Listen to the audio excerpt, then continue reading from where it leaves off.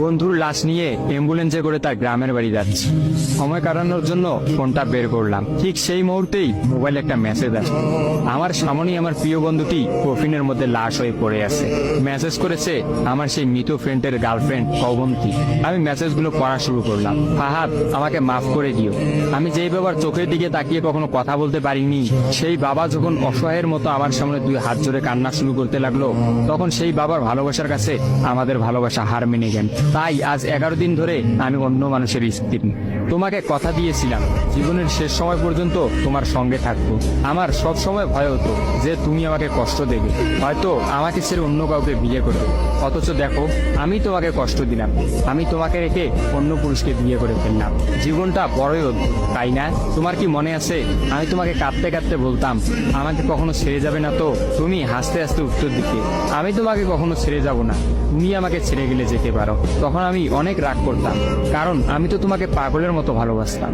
তুমি নেই এরকম কোনো পৃথিবী আমি কল্পনাও করতে পারতাম না। অথচ দেখো, আজ অন্য কেউ হচ্ছে আমার স্বামী। রোজ তার সাথেই আমাকে ঘুমাতে হয়, ঘুম থেকে উঠে তার মুখটাই আমাকে দেখতে। মানুষের জীবন এমন কেন যে যাকে চায় যদি তাকে পায়? প্রকৃতি তাতে কি এমন আসে যায়? কেনই বা প্রকৃতি তাদেরকে কাঁদায়? হুট করেই সবকিছু হয়ে গেছিল, তাই আমি ইচ্ছে করেই তোমার সাথে যোগাযোগ বন্ধ করতেই আমার নাম্বারটা বন্ধ করলাম। বিয়ের দিন ভাইয়ের ফোন হাতে নিয়ে আমার ফেসবুক আইডিটাও ডিলিট করে দিলাম। তুমি অনেক কষ্ট পেয়েছো আমি জানি, যার সঙ্গে সারা জীবন কাটাবো ভেবেছিলাম তাকেই শেষমেশ কষ্ট দিলাম। আমার পরিবারের সবাই খুশি, আমার স্বামীটা অনেক ভালো, এখন পর্যন্ত যা ব্যবহার করেছে আমার ভালোই লেগেছে। তবে ভবিষ্যতে কি হবে জানি না। তোমার কি আমার সেই প্রথম দেখা হওয়ার কথা মনে আছে? তবে সেটাই যে প্রথম দেখার, সেটাই যে শেষ দেখা হবে, এটা কখনোই ভাবতে পারি। আসলে মানুষের চিন্তার বাইরে যে কত কিছুই ঘটে, তাই না? সেদিন আমি তোমার সাথে 3 ঘন্টা ছিলাম, কিন্তু সেই 3 ঘন্টায় কেউ কাউকে স্পর্শও করিনি।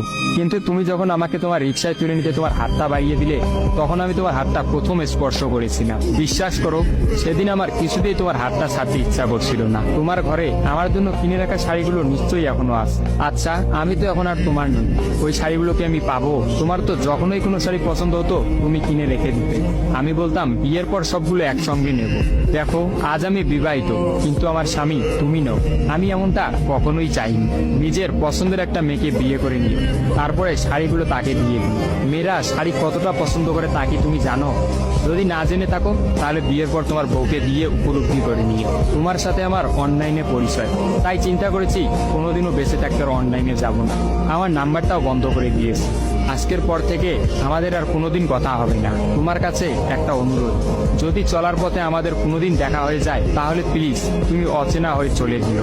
নিজের যত্ন নিও আর জীবনটা গুছিয়ে নিও। জীবন তো একটাই, ভালো থেকো।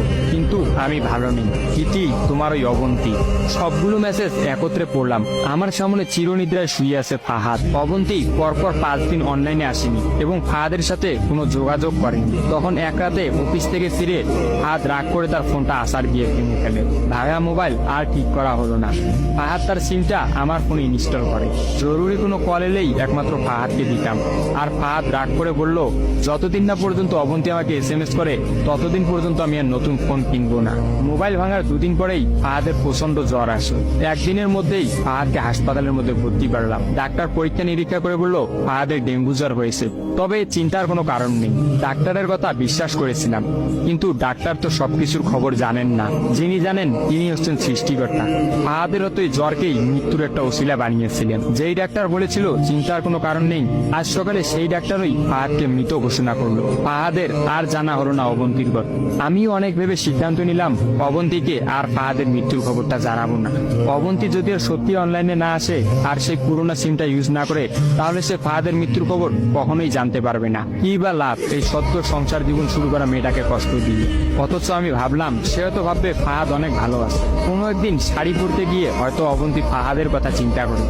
সে হয়তো ভাববে ফাহাদের কিনা শাড়িগুলো হয়তো তার স্ত্রী পরে রোজ তার সামনে আসে, কিন্তু ফাহাদের সাদা কাপড় পরে কবরে যাওয়ার ঘটনাটা না হয় তার অজানাই থাকে।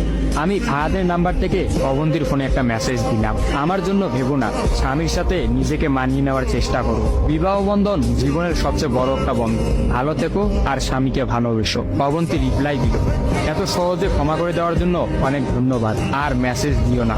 বিদায়, চির বিদায়। আমিও মোবাইলটা পকেটে রাখলাম। অ্যাম্বুলেন্স ততক্ষণে ফাহাদের বাড়ির সামনে পৌঁছে গেছে। কফিনে রাখা ফাহাদের মৃতদেহটা নেওয়ার জন্য সবাই দাঁড়িয়ে আছে। আমি ফাহাদের কফিনটা স্পর্শ করে বিড়বিড় করে বললাম, তোর সঙ্গে আর কোনোদিন একই গাড়িতে চড়ে ভ্রমণ করা হবে না। আজ তোর আর আমার একসঙ্গে ভ্রমণের শেষ দিন। বিদায় বন্ধু, চির বিদায়।